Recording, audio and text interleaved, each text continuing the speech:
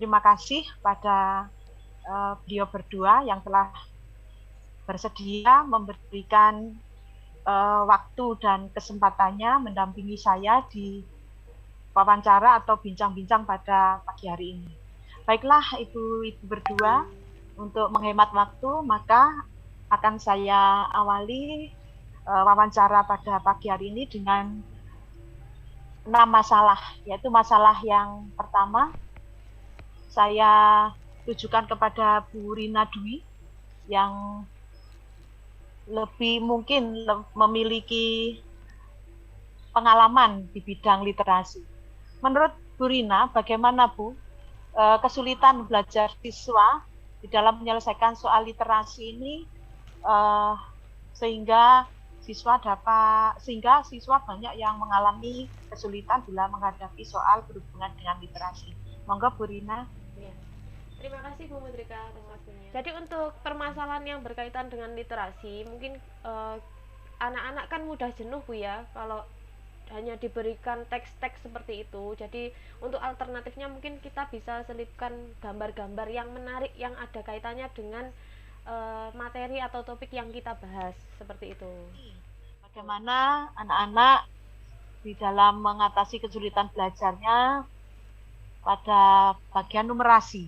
Mungkin perhitungan ini yang Bu Husnul lebih memahami apa yang harus kita lakukan agar anak-anak itu mampu menyelesaikan soal numerasi. Monggo Bu Husnul.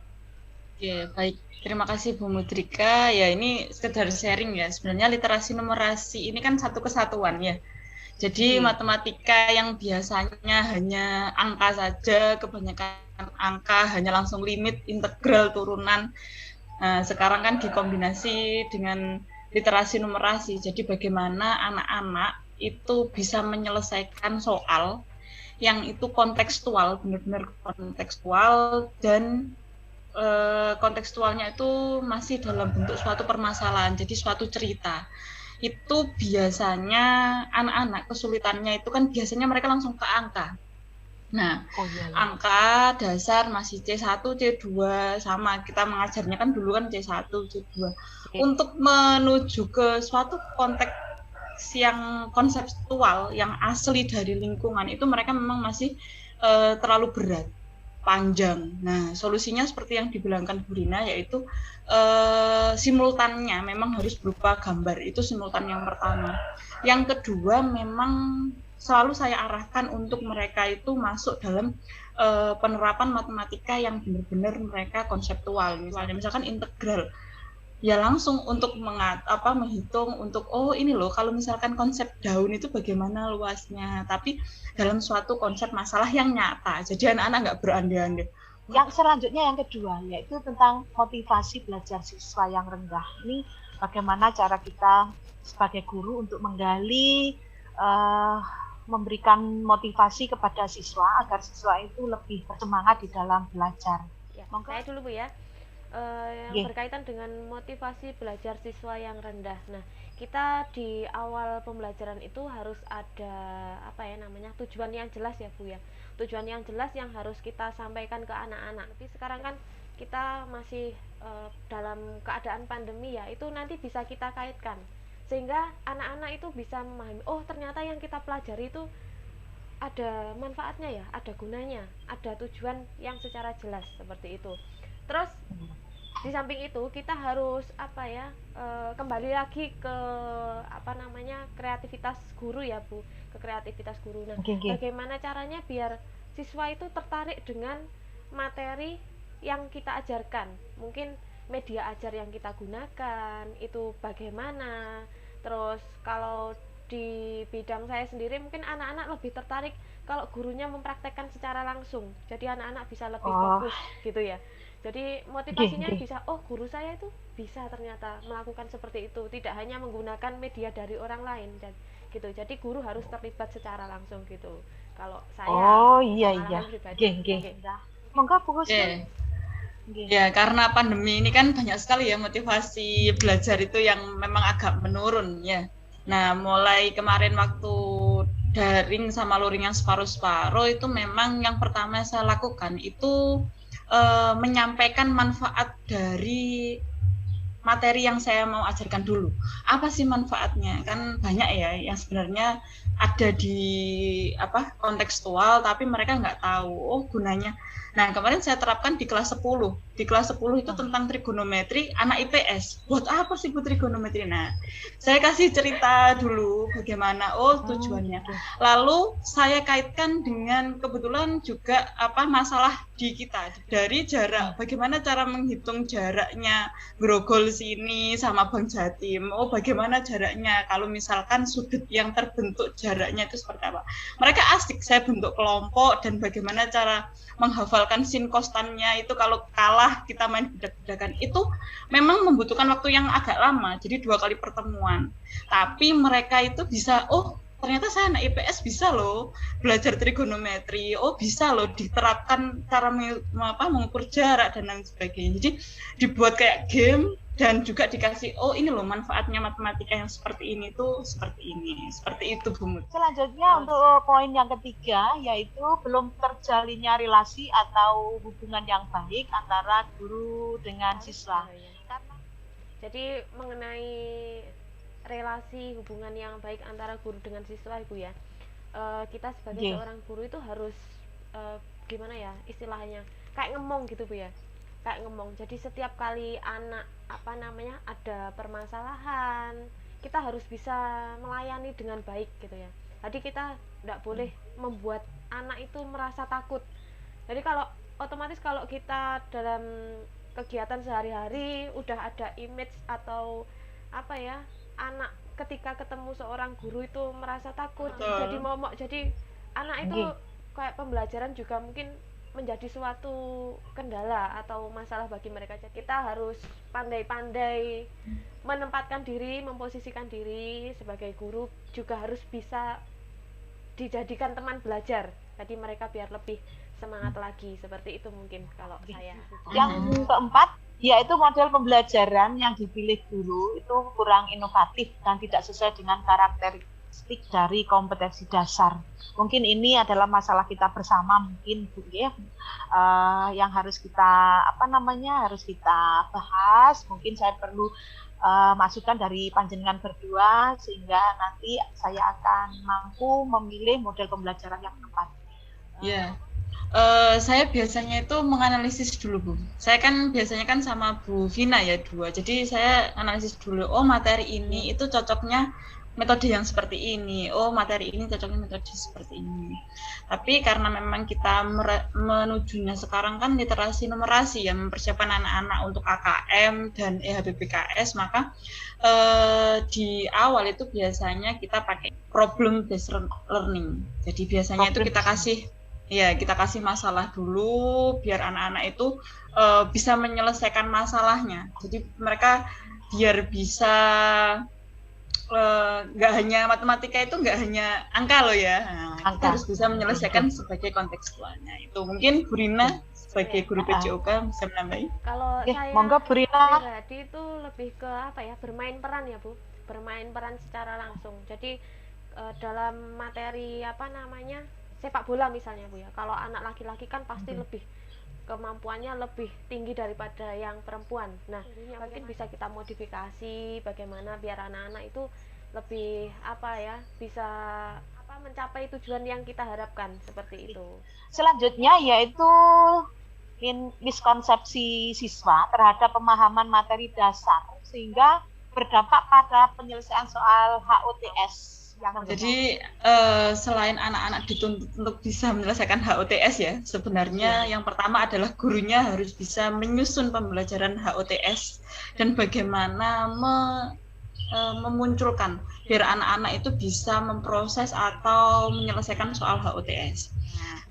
Nah, seperti ini itu memang konsep-konsep dasar itu tidak hanya kita kasihkan. Metode ceramah itu kan kadang bar hilang gitu ya, bar hilang keluar kelas hilang. Jadi benar Bu Rin.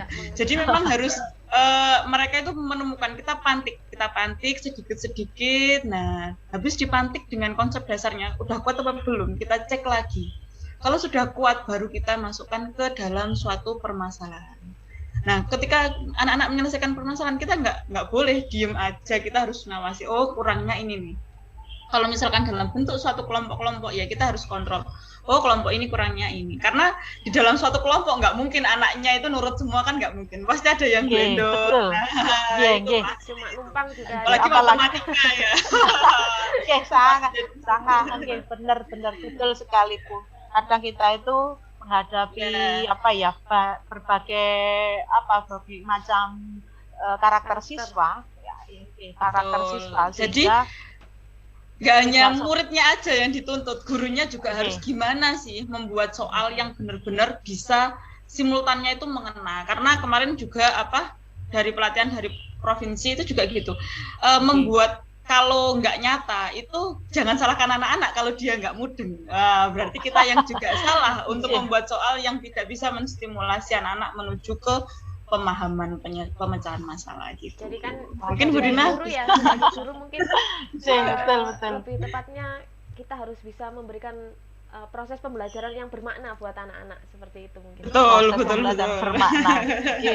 Baiklah, kita sampai pada masalah yang terakhir, yaitu kurangnya pemahaman teknologi dalam proses pembelajaran. Sama-sama belajar. Kalau soal IT kan terus berkembang terus ya, tidak ada habisnya ya. Jadi kalau sekarang kita harus lebih menyadari diri kita ya.